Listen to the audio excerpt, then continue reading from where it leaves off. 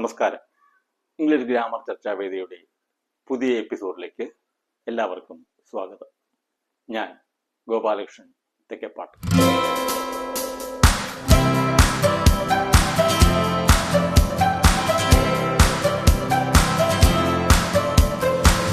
ഇന്ന് നമ്മൾ will, would എന്നീ ഓക്സിലറി വേർബുകളുടെ ഉപയോഗക്രമമാണ് നമ്മൾ ഇന്ന് പരിശോധിക്കുന്നത്. Will, would. വിൽ എന്നുള്ളത് പ്രസന്റ് ഫോമാണ്, വുഡ് എന്നുള്ളത് പാസ്റ്റ് ഫോമാണ്. അത് നമുക്കെല്ലാം അറിയാം. ഇവ പൊതുവെ ഫ്യൂച്ചർ ആക്ഷൻസ്, ഭാവി പ്രവർത്തനങ്ങൾ, കണ്ടീഷണൽസ്. അങ്ങനെയെങ്കിൽ ഇങ്ങനെ ചെയ്തേനെ. ഒരു കണ്ടീഷൻ, പ്രവർത്തനത്തിന് ഒരു കണ്ടീഷൻ ഉണ്ടാകും. നമ്മൾ ചെയ്യുന്ന ജോലിക്ക് ഒരു കണ്ടീഷൻ ഉണ്ടെങ്കിൽ മാത്രം ചെയ്യുന്ന അങ്ങനെയുള്ള സെന്റൻസുകൾ നമ്മൾ വില്ലോ അല്ലെങ്കിൽ വുഡ് ഉപയോഗിക്കുന്നുണ്ട്. പിന്നെ ഒരു പ്രോമിസ് അല്ലെങ്കിൽ ഒരു വാഗ്ദാനം നൽകുന്ന സമയത്ത്, അല്ലെങ്കിൽ ഒരു ഇൻസ്റ്റന്റ് ആയിട്ട് ഉടനെ തന്നെ ഇപ്പോഴും ഒരു തീരുമാനം നമ്മൾ പറയുകയാണ്, അങ്ങനെ ഉപയോഗിക്കുമ്പോൾ എങ്ങനെയാണ് വിൽ അല്ലെങ്കിൽ വുഡ് നമ്മളെ സഹായിക്കുന്നതെന്ന് നമുക്ക് നോക്കാം. ഒന്നാമത് വിൽ. വില്ലിൽ നമ്മൾ സാധാരണ പൊതുവെ യൂസ് ചെയ്യുന്നത് ഒരു ഇൻസ്റ്റന്റ് ഫ്യൂച്ചർ പ്രഡിക്ഷൻ എന്ന് വെച്ചാൽ ഫ്യൂച്ചറിൽ ഇപ്പോഴും ഉടനെ ചെയ്യുന്ന, ഉടനെ ഉണ്ടാകാവുന്ന, ഉടനെ പ്രതീക്ഷിക്കാവുന്ന ഒരു കാര്യത്തെക്കുറിച്ച് ഡിനോട്ട് ചെയ്യാൻ വേണ്ടി അല്ലെങ്കിൽ സൂചിപ്പിക്കാൻ വേണ്ടി നമ്മൾ വിൽ ഉപയോഗിക്കും. It will rain today afternoon. ഇന്ന് വൈകുന്നേരം മഴ പെയ്യും എന്ന് പറഞ്ഞാൽ ഒരു 100% ഇല്ലെങ്കിൽ ഒരു 90% പെയ്യും എന്നുള്ളത് കാണിക്കാനാണ് നമ്മൾ വില്ല് ഉപയോഗിക്കുന്നത്. It will rain today afternoon. ഇന്ന് വൈകുന്നേരം മഴ പെയ്യും. രണ്ടാമത് ഒരു instant decision. Yes, I will attend the call. ഞാൻ അറ്റൻഡ് ചെയ്യാം എന്ന് വെച്ചാൽ ഉടനെ ഞാനത് ചെയ്യാം, ഉടനെ ഇമ്മീഡിയറ്റ് ആയിട്ട്. ഇനി ഒരുപാട് ദിവസം കഴിഞ്ഞിട്ടുള്ളതല്ല, അപ്പോൾ നമ്മൾ വേറെ ഷാലൊക്കെ ഒന്ന് ഉപയോഗിക്കും. അതല്ല, ഇമ്മീഡിയറ്റ് ആയിട്ട് നമ്മൾ ഒരു കാര്യം ഇമ്മീഡിയറ്റ് ആയിട്ട് ചെയ്യാൻ പോകുന്നുവെങ്കിൽ അതിനെ നമ്മൾ ഒരു കാര്യം ഇമ്മീഡിയറ്റ് ആയിട്ട് നമ്മൾ പ്രവർത്തിക്കാൻ പോകുന്നെങ്കിൽ അതിനെ സൂചിപ്പിക്കാൻ വേണ്ടി വില്ല് ഉപയോഗിക്കും. Yes, I will attend the call. ഞാൻ ആ കോൾ അറ്റൻഡ് ചെയ്യാം എന്ന് പറയുമല്ലോ. ഇമ്മീഡിയറ്റ് ആയിട്ട് ഉടനെ ചെയ്യുന്ന അങ്ങനെയുള്ള സംഭവങ്ങൾക്ക് അല്ലെങ്കിൽ അങ്ങനെയുള്ള കാര്യങ്ങൾക്ക് നമ്മൾ വില്ല് ഉപയോഗിക്കും. മൂന്നാമത് പ്രോമിസസ്, വാഗ്ദാനങ്ങൾ കൊടുക്കുക അല്ലെങ്കിൽ നമ്മൾ ഹെൽപ്പ് ചെയ്യാമെന്ന് പറയാം. I will help you in your homework. നിന്റെ ഹോംവർക്കിൽ ഞാൻ നിന്നെ സഹായിക്കാം. ഇമ്മീഡിയറ്റ് ആയിട്ട് നമ്മൾ ഉടനെ ചെയ്യാൻ പോകുന്ന കാര്യം തന്നെയാണ്. അവിടെ നമ്മൾ ഒരു പ്രോമിസ് കൊടുക്കുകയാണ്, ഞാൻ നിന്നെ സഹായിക്കാം എന്നുള്ളൊരു വാഗ്ദാനം കൊടുക്കുകയാണ്. ആ സമയത്ത് നമുക്ക് വില്ല് എന്നുള്ളത് ഉപയോഗിക്കാം.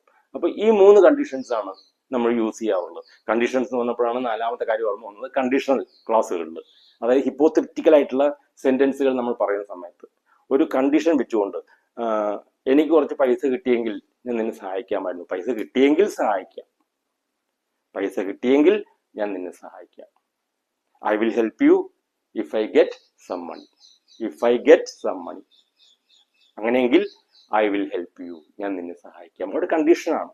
അങ്ങനെയുള്ള സന്ദർഭങ്ങളിൽ നമ്മൾ വില്ല് ഉപയോഗിക്കും. നെക്സ്റ്റ്, വുഡ് എന്നുള്ളത് എപ്പോഴാണ് യൂസ് ചെയ്യുക? ഒന്നാമത് ഒരു പാസ്റ്റ് ആക്ഷൻ, ഒരു ഹാബിച്വൽ ആക്ഷൻ. ഇത് പാസ്റ്റിലെ സംഭവമാണ്. പാസ്റ്റിൽ നമ്മുടെ പ്രവർത്തനത്തെ അതൊരു സ്ഥിരമായിട്ട് ചെയ്യുന്ന ഒരു കാര്യമാണെങ്കിൽ, ഒരു ഉദാഹരണം പറയാം. He would play football as a child. ഒരു കുഞ്ഞായിരുന്ന സമയത്ത് അവൻ കളിക്കുമായിരുന്നു. പണ്ട് സ്ഥിരമായിട്ട് കളിക്കാമായിരുന്നു. യൂസ്ഡ് ടു നമ്മൾ ഉപയോഗിക്കുന്നില്ലേ, അതേ അർത്ഥത്തിലാണ് വുഡ് ഉപയോഗിക്കുക. As a child he would play football every evening. ഇപ്പോഴതില്ല, ഒരു കുഞ്ഞായിരുന്നപ്പോൾ അവൻ കളിക്കുമായിരുന്നു. വുഡിന്റെ രണ്ടാമത്തെ ഉപയോഗം ഒരു പൊളൈറ്റ് റിക്വസ്റ്റിൽ. Would you open the door please? Door ഒന്ന് തുറക്കൂ പ്ലീസ്. ഒരു പൊളൈറ്റ് റിക്വസ്റ്റ്. അങ്ങനെ പൊളൈറ്റ് റിക്വസ്റ്റിന് നമ്മൾ ഒരു പൊളൈറ്റ് റിക്വസ്റ്റ് ഉണ്ടാക്കാൻ ഒരാളോട് മര്യാദയ്ക്ക് വളരെ ഭവ്യമായിട്ട് ഒരു കാര്യം നമ്മൾ ചോദിക്കുകയാണെങ്കിൽ, would you open the door please? വില്ലിന്റെ പാസ്റ്റ് ഫോമാണ് വുഡ്.